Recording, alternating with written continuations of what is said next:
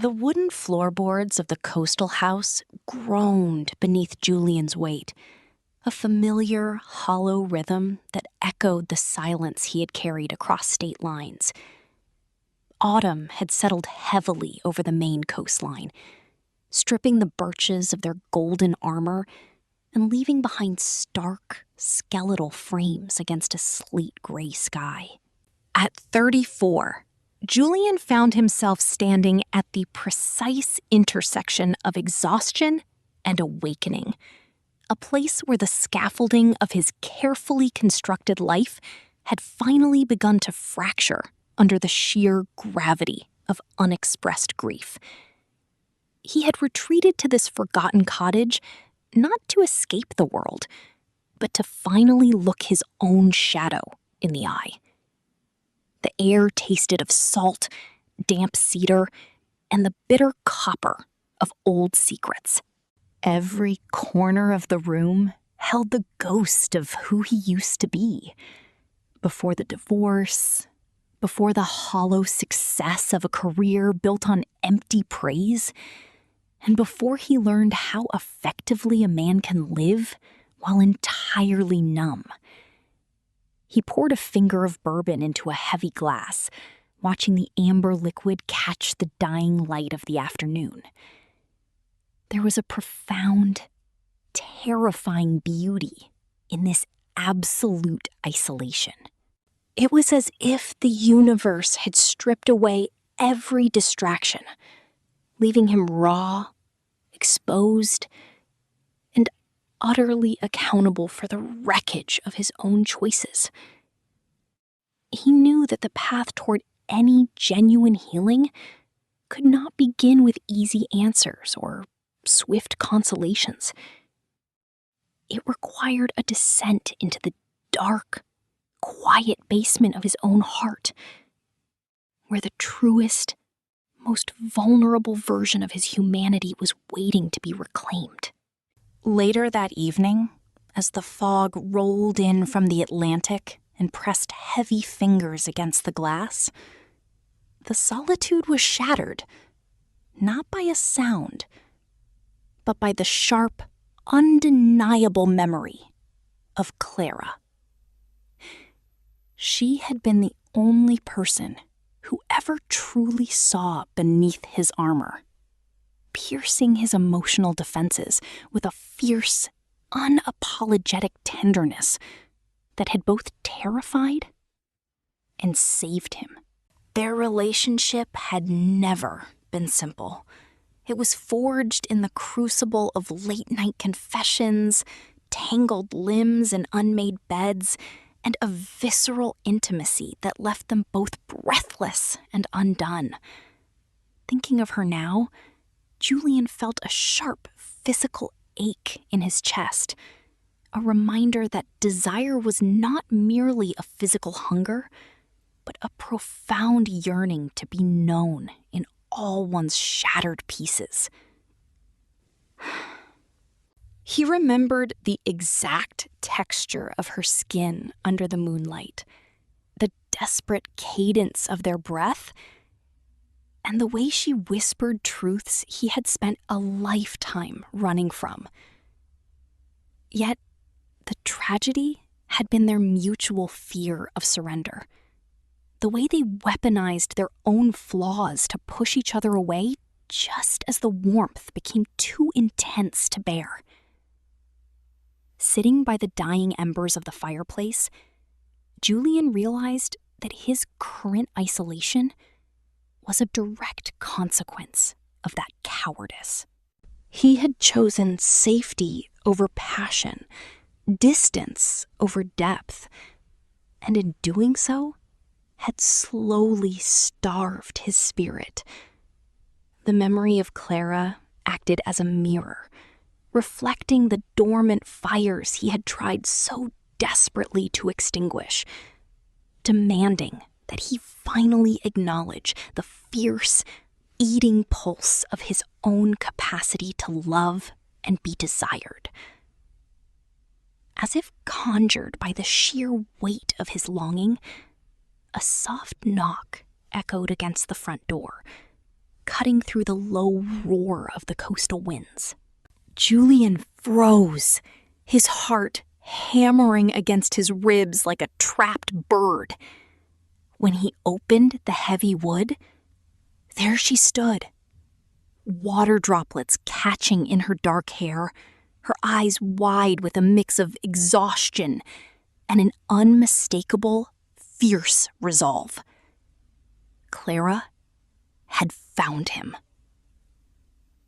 Without a single word, the years of distance, silence, and misspent pride dissolved into the freezing rain between them.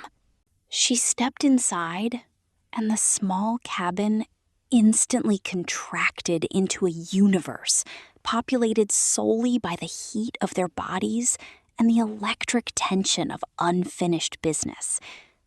When his hands finally found her waist, pulling her against him, it was an act of absolute surrender.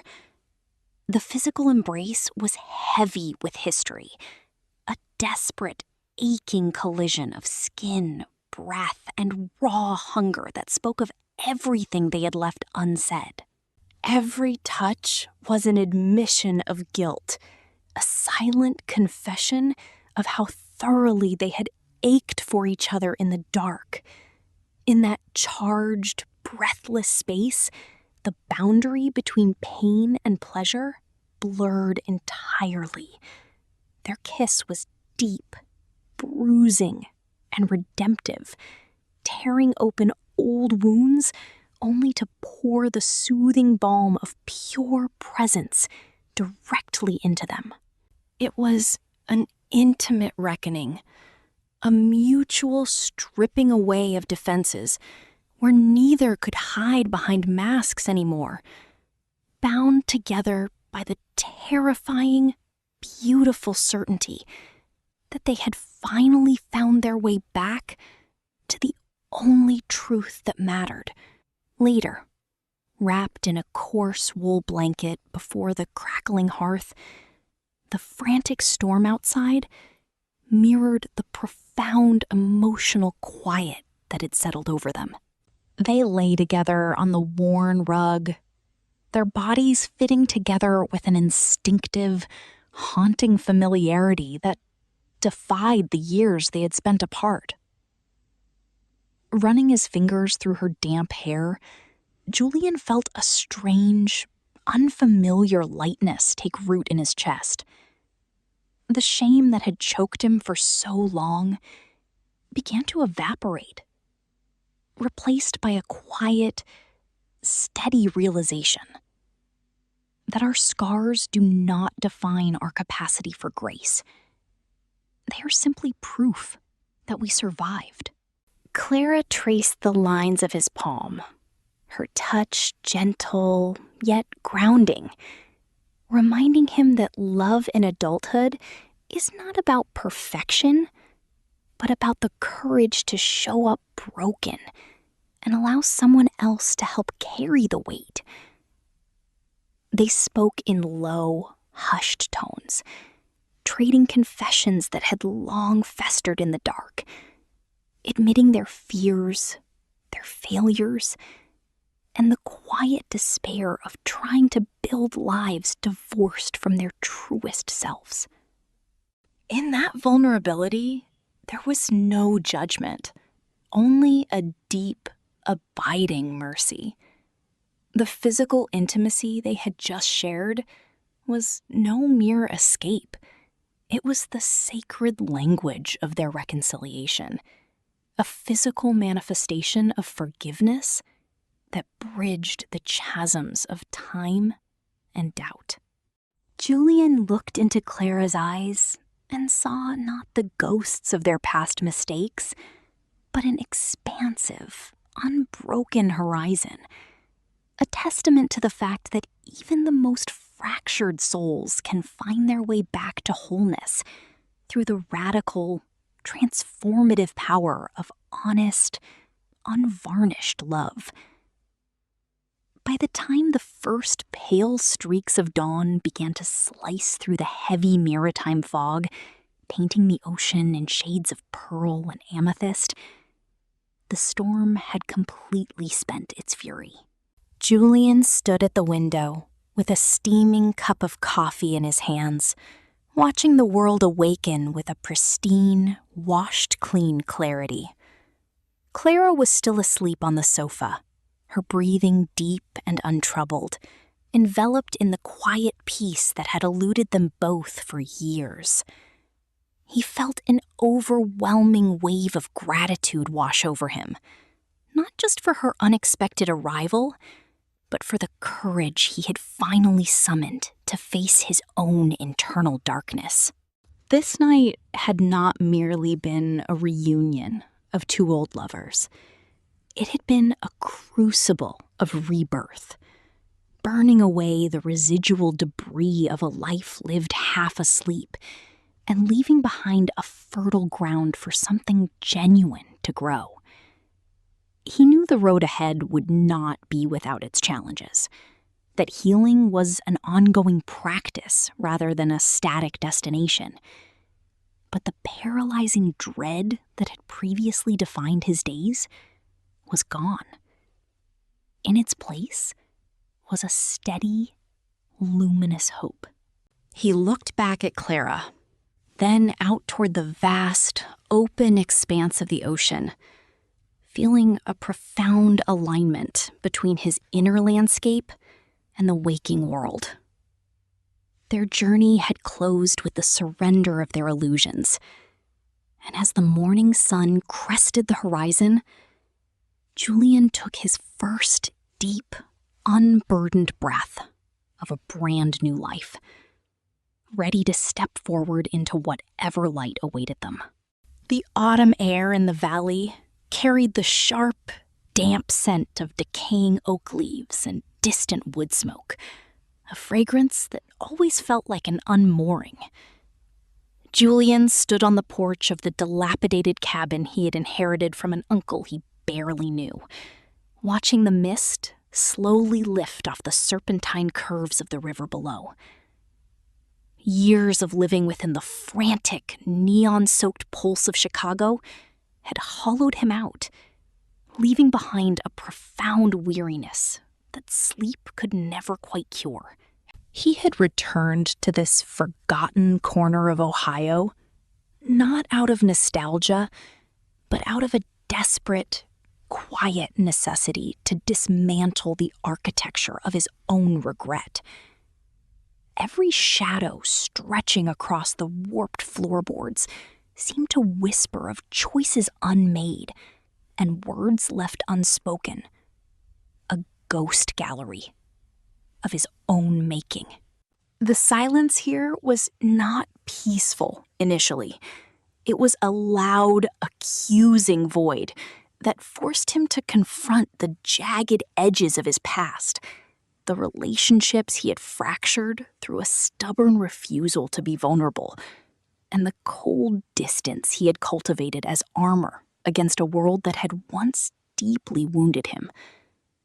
Yet, as the morning sun finally pierced the heavy canopy of maples, casting fractured gold across the splintered wood, Julian felt a faint, almost imperceptible shift within his chest. It was the first fragile pulse of an awakening, a recognition that perhaps the ruins he had fled to were not merely a monument to failure, but fertile ground waiting for the quiet rain of grace, patience, and the slow, agonizing work of true, unyielding self-forgiveness. It was down by the old timber bridge, where the river narrowed into a swift, dark current, that he first encountered Clara. She was kneeling by the moss-covered stones, sketching the skeletal grace of a winter-bound willow, with charcoal that stained her fingers a deep, bruised gray. They exchanged only a nod at first, a silent acknowledgement shared by two solitary figures trespassing upon each other's solitude. But over the ensuing weeks, as the frost began to crust the grass each dawn, their paths crossed with a rhythm that felt less like coincidence and more like the gravitational pull of kindred isolation. Clara carried her own invisible architecture of sorrow, a quiet grief born from a life unlived and dreams deferred by circumstance and duty. In their sparse, hesitant conversations beneath the vast, indifferent Ohio sky, Julian found himself stripping away the polished defenses he had spent a lifetime constructing. They spoke not of trivialities, but of the heavy things, the paths not taken, the terror of waking up to realize one's life had become a stranger's narrative, and the terrifying beauty of starting over when the heart felt already spent. There was an adult gravity to their communion, devoid of youthful illusions or frantic desperation, grounded instead in a mutual understanding that human beings are often stitched together from scars and mended fractures.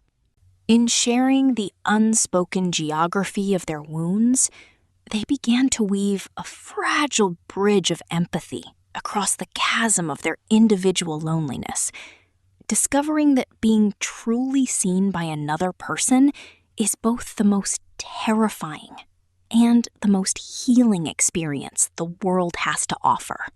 The breaking point arrived on a slate-gray Tuesday, when a sudden, violent squall swept down from the lake, stripping the remaining golden leaves from the trees and plunging the valley into a premature, freezing dusk. Trapped inside the cabin by driving rain that lashed relentlessly against the glass, Julian felt the familiar, suffocating panic of old demons clawing their way back to the surface. Memories of the night his marriage dissolved, the crushing weight of professional betrayal, and the hollow ache of absolute isolation converged into a tempest that rivaled the weather outside. In that blinding flash of inner turmoil, he wanted nothing more than to retreat into the numbness that had protected him for so long, to push Clara away and lock the doors of his soul permanently against the pain of caring. He paced the narrow floorboards, breathless and trembling, wrestling with the phantom guilt of survival and the paralyzing belief that he was fundamentally, irrevocably broken. It was then that a soft knock echoed at the door, not demanding, but steady, persistent, like a heartbeat refusing to surrender. Clara stood on the threshold, drenched and shivering, holding 2 cups of steaming black coffee. She did not offer platitudes or demand explanations. She simply stepped into the storm of his grief, offering her quiet presence as a bulwark against the dark. In her steadfast refusal to abandon him to his shadows, Julian understood that healing was never a solitary journey of heroic self-sufficiency, but an act of radical, courageous surrender to the messy, interdependent grace of human connection. The storm broke by midnight, leaving behind a crisp, washed world under a vault of brilliant, unblemished stars that seemed close enough to touch. Sitting side by side on the porch steps, wrapped in woolen blankets, Julian watched the constellation of Orion climb slowly above the silhouette of the ridge, feeling a profound stillness settle deep within his bones. The anger and bitterness that had fueled his exile felt suddenly small, stripped of their power by the simple, enduring fact of the morning that was yet to come. He realized that the past could not be rewritten or excised like a malignant tumor. It had to be integrated, honored as the crucible that had burned away his superficialities and forced him to find his authentic core. Clara spoke softly into the crisp night air, her voice carrying a resonance that felt like a blessing, reminding him that every scar is a testament to survival, proof that the heart has the miraculous capacity to break open rather than break apart. They talked about the future not with the reckless optimism of youth, but with the steady, earned hope of adults who have looked into the abyss and chosen life anyway. Julian felt the last vestiges of his armor melt away into the damp earth, replaced by a radiant lightness, a visceral recognition that he was no longer defined by the wreckage of his history, but by the courage with which he chose to inhabit the present moment. With the first pale streak of dawn painting the eastern horizon in hues of rose and amber, Julian stood at the edge of the property, watching the mist rise from the valley in slow, meditative spirals. The cabin no longer felt like a tomb of regrets, but a sanctuary of quiet beginnings, a place where the heavy ledger of yesterday had finally been balanced by the promise of today. He knew the road ahead would still hold shadows and moments of doubt, for healing was never a linear ascent.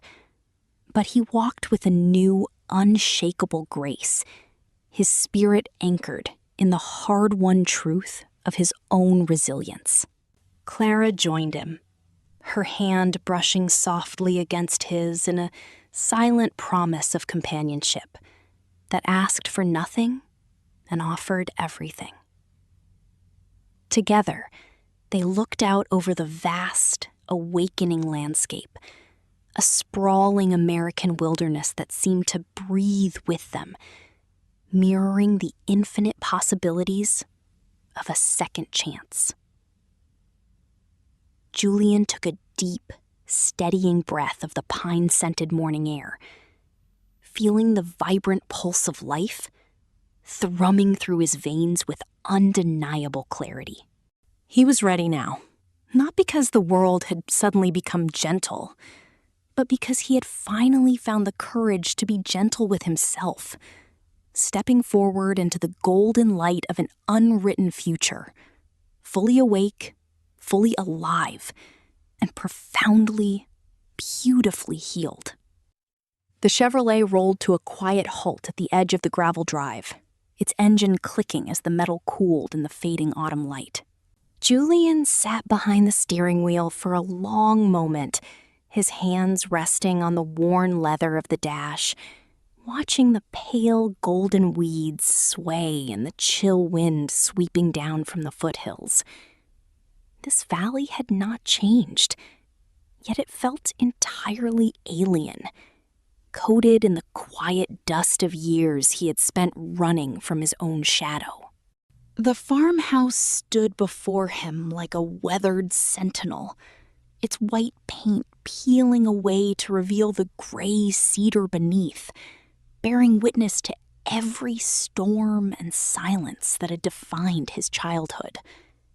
He stepped out, the crisp air hitting his lungs with a familiar sharp bite of pine and damp earth that instantly dissolved the sterile distance of the city. Every step toward the porch felt heavy, as though the very soil beneath his boots were weighted with the unsaid words and unfinished grief of a family that had loved fiercely but spoken softly. He traced a calloused thumb along the rusted iron railing, feeling the cold grain of the past rush back through his veins, whispering that avoidance was no longer an option. Here, beneath the vast, indifferent expanse of the Midwestern sky, the journey inward began. demanding not strength or defiance, but a radical, terrifying willingness to simply bear witness to all that had been broken inside his weary, searching human heart after so many long and lonely wandering years abroad. Inside, the air smelled of old paper, cedar dust, and the faint, sweet trace of dried lavender that his mother used to tuck into the linen drawers. Dust motes drifted lazily through the slanting beams of late afternoon sunlight, illuminating the abandoned living room where shadows lengthened like old ghosts refusing to vacate their posts. On the mantelpiece rested a photograph in a simple pewter frame.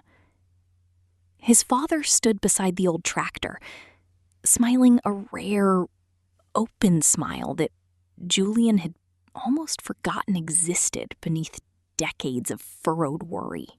Touching the cold glass, a sudden wave of sorrow broke over him, not as a sharp blade, but as a deep, rising tide that washed away the numbness he had cultivated for years. He realized how much energy he had wasted trying to outrun the ghost of expectations never met, as if motion alone could cure the quiet ache of disappointment. The creak of the floorboards beneath his shoes sounded like a heartbeat in the hollow house, echoing the rhythm of a life paused for a moment. It was here, surrounded by the discarded furniture and silent witnesses of his youth, that he confronted the heaviest truth of all. Forgiveness was not about excusing the wounds inflicted by those we loved, but about releasing the grip of bitterness that kept us shackled to them.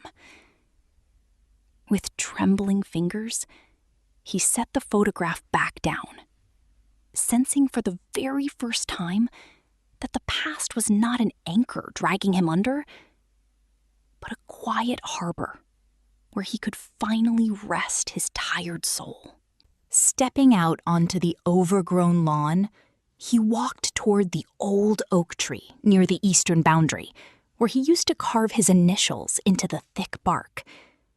The wind rustled through the remaining amber leaves, creating a soft, whispering susurrus that seemed to speak directly to the quietest parts of his soul. In this stillness, a profound realization bloomed, gentle and unforced. The pain he had carried like a heavy stone was not a punishment, but a teacher disguised in grief. He remembered the fierce winters of his youth, how the trees shed their foliage and stood bare against the howling gales, trusting blindly in the invisible promise of spring. For the first time, Julian recognized that his own breaking was not the end of his story, but the necessary clearing away of dead wood to let the light in. He sat down on a mossy stone bench, closing his eyes to listen to the symphony of the countryside, the distant call of a hawk, the rustle of dry brush, the steady drumbeat of his own breath. The armor he had worn for so long began to dissolve, replaced by a warm, expansive grace that bridged the chasm between who he had been and who he was becoming. Vulnerability was no longer a terrifying exposure, but a sacred homecoming. He understood that healing did not mean forgetting the scars, but wearing them with quiet dignity as proof that love endured long after the storm had passed away into eternal silence under the autumn stars shining brightly above. As dusk settled, painting the western horizon in streaks of bruised violet and burning amber, a familiar truck rumbled down the lane, It was Old Man Miller, who had farmed the neighboring acreage for 40 years, stopping his battered pickup by the gate and stepping out with a slow, deliberate grace. He walked over with a thermos of black coffee, offering a paper cup without asking any questions, knowing that words were often unnecessary anchors in moments of deep transition. They stood side by side in silence, watching the stars begin to puncture the twilight sky. Two men sharing a quiet communion built on shared soil and unspoken endurance. Miller clapped a heavy, rough hand upon Julian's shoulder, a gesture devoid of pity, but rich with the quiet solidarity of people who understood the harsh, beautiful rhythms of the land. In that simple touch, Julian felt the invisible tether tying him to this community reconnect, reminding him that human sorrow is never experienced in isolation. We are all bound together by the things we carry, the hopes we bury, and the tenacious courage it takes to rise again with the morning sun. The cup of coffee warmed his hands, sending a soothing heat through his veins that mirrored the thawing within his chest. He realized that home was not just a geographic coordinate on a map, but a capacity for belonging that lived entirely within the heart, waiting patiently to be claimed by anyone brave enough to return and finally forgive the long and difficult past. After Miller drove away into the gathering night, leaving behind a trail of dust settling softly in the headlights, Julian turned back toward the open road. The sky overhead had cleared completely, revealing a vast, crystalline canopy of stars that spanned endlessly across the infinite dark, indifferent yet magnificent in their quiet brilliance. He walked back to his car, feeling lighter with every stride, as though invisible weights had slipped from his shoulders and dissolved into the prairie grass. Turning the ignition, the engine hummed with a steady, reassuring purr that matched the newfound rhythm of his own pulse. He shifted into gear and pulled out of the drive, casting one final, lingering look in the rearview mirror at the old farmhouse glowing softly under the moonlight. There was no regret left in his chest, only a deep, abiding peace that anchored him firmly in the present moment. He was no longer running away from the ghosts of yesterday, nor was he rushing blindly toward an uncertain tomorrow. He was simply here, awake and breathing, ready to meet whatever life offered next with grace and an open heart. The road ahead stretched out into the dark, infinitely wide and promising, inviting him to drive forward into the dawn of a completely restored life, where every sunrise offered a fresh canvas for hope, healing, and unyielding purpose that would guide his footsteps safely through all the coming years of peace and quiet joy beneath the vast and comforting canopy of the open American western sky. The autumn air carried the familiar scent of damp earth and decaying oak leaves, a scent that had anchored generations of souls to this quiet valley. Walking down the overgrown gravel path, Julian felt the heavy cloak of history settling across his shoulders, reminding him of every departure and every unspoken regret he had left behind. The old farmhouse stood against the fading amber light like a sentinel of forgotten promises, its weathered white paint peeling away to reveal the raw, gray timber beneath. It was a structure battered by countless winters, yet it remained standing, defiant in its quiet endurance. Julian paused by the rusted gate, his hand lingering on the cold iron, as memories rushed forward unbidden, threatening to overwhelm the fragile peace he had fought so hard to cultivate over the past turbulent years. He realized then that returning was never simply about crossing physical boundaries.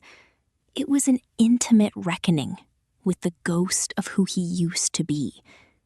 Every rustle of the wind through the canopy above whispered of missed opportunities and words swallowed by fear. Yet, looking at the distant ridge where the sun was beginning its slow descent, he sensed a subtle shift in the atmosphere. The shadows were lengthening, stretching long and dark across the lawn, but they were no longer menacing. They were simply part of the landscape, part of the story that demanded to be acknowledged before it could be peacefully laid to rest. He drew a deep, steadying breath, letting the crisp air fill his tired lungs completely. Inside, the parlor smelled of aged cedar and dust motes dancing in the slanted golden shafts of evening light.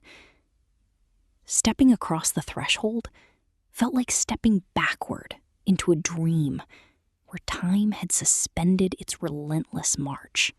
The wooden floorboards groaned softly beneath his boots, a familiar cadence that had once sounded like judgment, but now felt more like a gentle welcome home.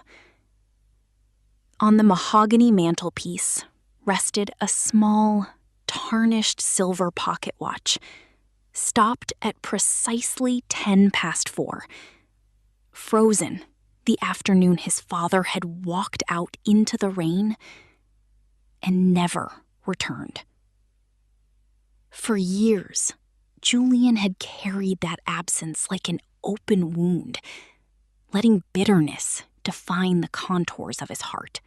But standing here today, surrounded by the quiet remnants of a life left behind, a profound stillness settled over him. He reached out and touched the glass cover of the clock, feeling the cool smoothness beneath his fingertips. There was no anger left, only a vast, aching tenderness for the boy who had waited by this very window so many decades ago. Healing, he realized, was not about erasing the scars or pretending the damage had never occurred. It was about learning to look at the broken places with compassionate eyes, recognizing that even the deepest fractures allowed the light to enter in unexpected ways. The silence in the room was no longer oppressive. It was sacred, holding space for all the unsaid words and unfulfilled dreams, transforming them into a testament of enduring human resilience that could finally set his restless spirit at peace. He walked through the kitchen and out the back screen door, which greeted him with its familiar, melancholic squeak. The backyard had once been a vibrant vegetable garden tended by his mother, but time had reclaimed it, turning the neat rows into a wild meadow of goldenrod and tall autumn grass. Yet, amidst the untamed growth, a solitary apple tree stood sturdy and laden with crimson fruit, its branches bending low toward the earth under the generous weight of the harvest. Julian stepped off the porch and walked over to the tree, plucking a single apple from a lower branch. It felt cool and firm in his palm, smelling sweet and sharp of autumn.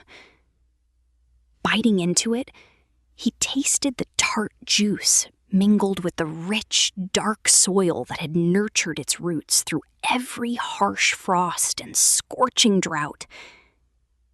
That taste was a profound reminder that sweetness often grew from adversity, that life possessed an innate capacity to renew itself even after the most devastating seasons. He looked out across the valley, where the mist was beginning to rise from the riverbanks, blurring the boundary between earth and sky in a soft, ethereal haze. In that quiet expanse, he felt a sudden surge of inspiration, a burning clarity that told him his own story was far from finished. The past was not an anchor dragging him down into the murky depths. It was fertile ground from which his future could finally take root and blossom into something meaningful and enduring for all the remaining days of his mortal existence. He walked slowly back toward the house, his steps lighter, as if a physical weight had been lifted from his chest with every yard he traversed. The twilight was deepening into a rich indigo across the horizon, and the first evening stars were beginning to puncture the velvety sky with pinpricks of silver fire. Standing on the worn wooden planks of the front porch, Julian looked out over the land that had shaped his blood and bone. He realized that the forgiveness he had sought for so long was never something that could be granted by someone else. It was a sovereign gift he had to give to himself. To forgive was to release the dead grip of yesterday and open his hands to receive the unwritten grace of the present moment. He whispered words of release into the cooling wind, offering them up to the hills and the trees that had witnessed his sorrow. A profound warmth spread through his veins, dissolving the lingering traces of bitterness and replacing them with a quiet, unshakable strength. He was no longer running from his history, nor was he chained to it. He was standing in the exact center of his own life, fully awake, breathing deeply, and entirely at peace. The darkness no longer felt terrifying, but rather like a comforting blanket wrapping around the weary earth, promising deep physical rest, spiritual renewal, and the utterly miraculous guarantee of a bright, golden dawn breaking across the tranquil horizon to welcome him safely back home, where he always belonged, in his heart. As the first stars began to shimmer with greater intensity above the silent ridge, Julian turned away from the door and stepped off the porch, his footsteps echoing softly in the cool night air. He was leaving the old house behind, not with a sense of abandonment, but with a profound gratitude for the lessons it had quietly whispered to his soul. Every crack in the timber, every shadow in the parlor, and every blade of grass in the overgrown yard had contributed to the tapestry of his becoming. He walked down the gravel path toward the waiting car, his spirit feeling lighter than it had in decades, unburdened by the ghosts that had once haunted his every step. The road ahead stretched out into the darkness, winding through the hills toward a tomorrow that was completely unwritten, waiting for him to shape it with courage and love. He knew there would still be difficult days ahead, moments when the old doubts might whisper in the dark, but he no longer feared them. He carried an inner light now, a steady flame fueled by forgiveness, acceptance, and the quiet realization that healing was an ongoing journey of grace. Opening the car door, he glanced back one last time at the silhouette of the farmhouse standing tall against the starlit sky, smiled gently to himself, and started the engine, ready to embrace whatever wondrous mysteries the morning light would eventually bring forth as he drove forward into his bright new life with an open and fearless heart on this quiet night. On a bustling Saturday morning, the heavy air inside the crowded downtown Portland coffee shop grew thick with suffocating tension as Valerie and Gavin sat directly across the polished wooden table from me and my esteemed attorney, Arthur Pendleton. The moment we settled into our comfortable chairs, Valerie launched into a dramatic, tearful performance, loudly dabbing her dry eyes with a paper napkin, while accusing me of being an ungrateful daughter who was ruthlessly throwing her grieving stepmother out onto the cold, unforgiving streets of the city. Patrons at nearby tables turned their heads to stare with disapproving glances, but Arthur remained entirely unflappable, calmly unzipping his premium leather briefcase and spreading the official land title documents alongside years of meticulous bank statements across the wooden surface. He methodically explained, with clinical precision, that I had personally financed thousands of dollars in property maintenance and taxes while holding a fully recognized half-ownership stake in the family estate. As Arthur presented the court-certified appraisal records and retroactively calculated expenses, Valerie's theatrical weeping dissolved instantly into stunned silence, her melodramatic act completely exposed under the crushing weight of indisputable legal facts, while everyone watched in absolute astonishment, realizing that deceit could never stand tall against the unyielding power of truth and justice in this modern world today. Without giving them a single moment to recover their composure, Arthur turned to the itemized financial schedules attached to our formal legal petition.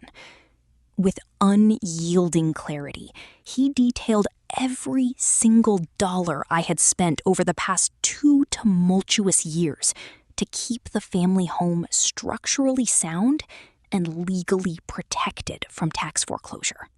He presented receipts for roof repairs, utility payments, and municipal property taxes that Valerie had neglected while living entirely rent-free under my protective care. Applying the equitable doctrine of retroactive accounting recognized under Oregon law, Arthur formally deducted those accumulated maintenance expenses directly from Valerie's allocated share of the impending property proceeds. The meticulous calculations were undeniable, mathematically dismantling the elaborate web of deceit and entitlement that Valerie had woven around herself for years. Her theatrical mask of martyrdom slipped completely away, replaced by a pale look of sheer terror as she realized her financial parasitism had finally met its unyielding match in the cold, unbending light of absolute financial truth. Before Valerie could process the devastating financial blow delivered by my attorney, I leaned forward and slid a crisp, official document across the smooth wooden tabletop directly toward Gavin. It was the formal lease termination notice for the sleek sedan he had been driving for the past 2 years. A luxury vehicle registered exclusively under my personal credit profile and fully funded through my checking account. My voice remained steady, calm, and utterly devoid of emotion as I looked straight into his bewildered eyes. I informed him that our agreement was officially rescinded, effective immediately, and demanded that he surrender the smart key fob onto the table without further delay. Gavin stared at the paperwork in absolute disbelief, his mouth opening and closing like a fish out of water, as the terrifying reality of his total independence suddenly crashed down upon him. He had spent his entire adult life riding comfortably on my financial coattails, treating my hard work as his personal inheritance. And now, the umbilical cord of unearned privilege was being severed with surgical precision, right before everyone gathered in the café. For a tense second, Gavin looked ready to erupt into a violent fit of rage, his face flushing crimson as the bruised pride of an entitled parasite clashed with public humiliation. He slammed his fist against the table, shouting accusations that I was ruining his life and demanding to know how he was supposed to commute without his car. I did not flinch or raise my voice, maintaining an unbreakable composure that rendered his childish outburst entirely powerless. With quiet authority, I reminded him that the automobile belonged legally to my credit profile, and stated clearly that if the key fob was not surrendered within 5 seconds, I would immediately call local law enforcement to report the vehicle as stolen property. The threat of a grand theft charge hung heavily in the air, instantly puncturing his defiant bravado. Trembling with suppressed fury and bitter humiliation, Gavin reached into his pocket, pulled out the heavy smart key fob, and dropped it heavily onto the wooden table. His final parasitic privilege was stripped away completely, leaving him utterly defenseless and exposed. 3 weeks following that fateful morning confrontation, the suburban family home was officially liquidated through a swift, transparent real estate transaction, closing at its full market valuation of $500,000. After the title company dispersed my lawful equity share alongside the retroactive maintenance reimbursements, the remaining cash left for Valerie proved shockingly meager due to her lack of savings and unpaid debts. Unable to secure a conventional lease in any respectable neighborhood, given her poor credit history and lack of verified employment, she and Gavin were forced to sign a lease for a cramped, outdated 2-bedroom apartment situated on the noisy outskirts of town. The jarring descent from suburban comfort into financial hardship dealt a devastating blow to her inflated pride, turning their cramped new living quarters into a daily battleground of bitter recriminations. Standing on the sunlit cedar deck of my West Hills cottage, overlooking the serene Oregon Valley, breathing in the crisp mountain air of absolute freedom, I felt a profound, healing closure settle deeply into my soul. I had honored my late parents by protecting their true legacy through unshakable integrity, proving that true peace belongs to those who dare to stand firm in their own sovereign light. Inside the cramped, outdated 2-bedroom apartment situated on the noisy outskirts of town, the suffocating atmosphere was thick with mutual recrimination and toxic bitterness between Valerie and Gavin. The stark reality of their impoverished circumstances had finally shattered whatever fragile illusion of superiority they once possessed under my roof. Gavin paced angrily across the worn linoleum floor of the tiny living room, his face twisted in bitter fury as he lashed out at his mother with venomous words. He squarely blamed Valerie for her arrogant greed and short-sighted behavior at that fateful dinner table, screaming that her foolish pride had permanently driven away the golden goose who paid all their bills. Valerie, her face aged and worn by unaccustomed stress, slumped against the cheap kitchen counter, weeping openly in absolute helplessness as she realized her son was now forced to abandon his university studies entirely. To make matters worse, Gavin had taken on a grueling, low-paying job as a restaurant server, working exhausting night shifts just to help cover their basic monthly living expenses, turning their once pampered domestic life into an ongoing nightmare of endless blame, resentment, and mutual destruction. Far away from that claustrophobic chaos, 3 months had dissolved into the serene, golden rhythm of my new existence, high above the Portland Valley in my West Hills cottage.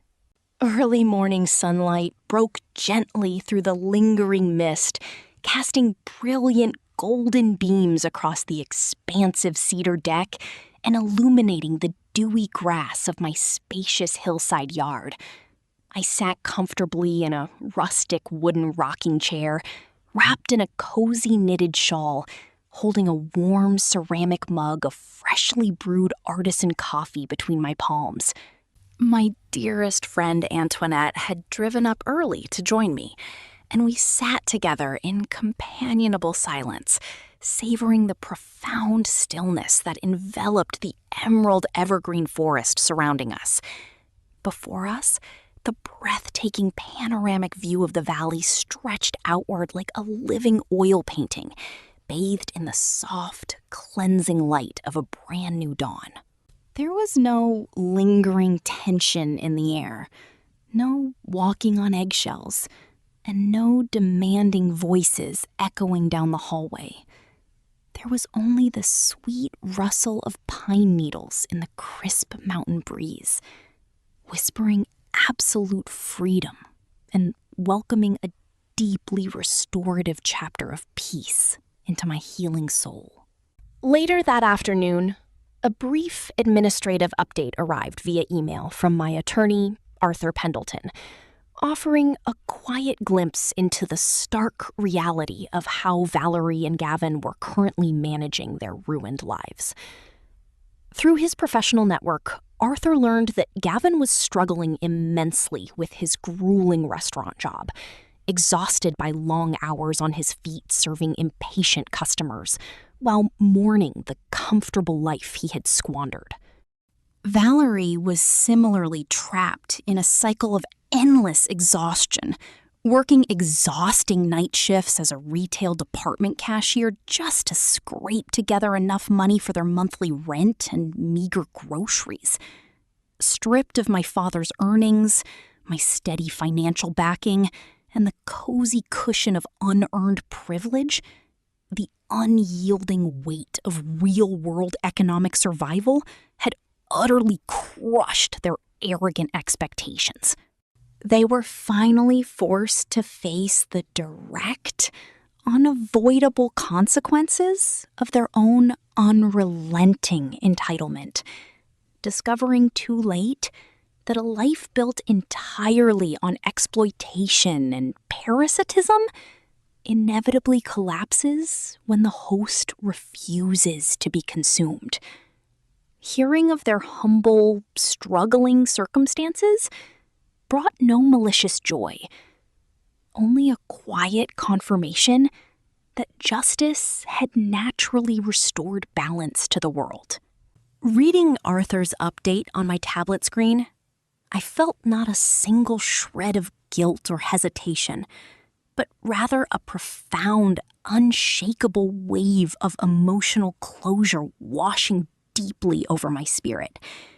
I understood immediately that my journey toward complete healing required an absolute, unbreakable barrier against their toxic manipulations, prompting me to enforce a strict policy of zero communication. With deliberate care, I verified my mobile phone settings, ensuring that Valerie and Gavin's numbers were permanently blocked from ever reaching my sanctuary again. Any future attempts at emotional blackmail, tearful voicemails, or manipulative text messages would bounce harmlessly against an invisible, impregnable wall of absolute digital silence. By setting this unwavering boundary, I was safeguarding the sacred perimeter of my newly reclaimed life, ensuring that nothing from my painful past could ever breach the peaceful gates of my future. I placed my tablet gently on the wooden coffee table, feeling an extraordinary lightness in my chest as I realized that true self-respect begins the moment you refuse to allow emotional predators back into your sacred space. As the afternoon sun climbed higher into the clear Oregon sky, casting warm patterns across my living room floor, my thoughts drifted back to my late, beloved father and the true meaning of the legacy he had left behind. I understood now, with crystalline clarity, that my father's hard-earned life's work was never intended to be a bottomless gold mine designed to subsidize the lazy entitlement of ungrateful relatives. Instead, it was always meant to serve as a sturdy, reliable launchpad, helping me build an independent, secure, and deeply honorable life defined entirely by my own terms and resilience. By standing firm against emotional guilt, mastering my finances, and utilizing the protective framework of the law, I had successfully reclaimed both my financial sovereignty and my inner dignity. I took a slow, appreciative sip of my coffee, feeling completely unburdened by the dark shadows of yesterday. Holding my head high with quiet confidence, I smiled out toward the boundless horizon, ready to embrace every single magnificent possibility of a future built entirely on freedom, self-respect, and absolute peace.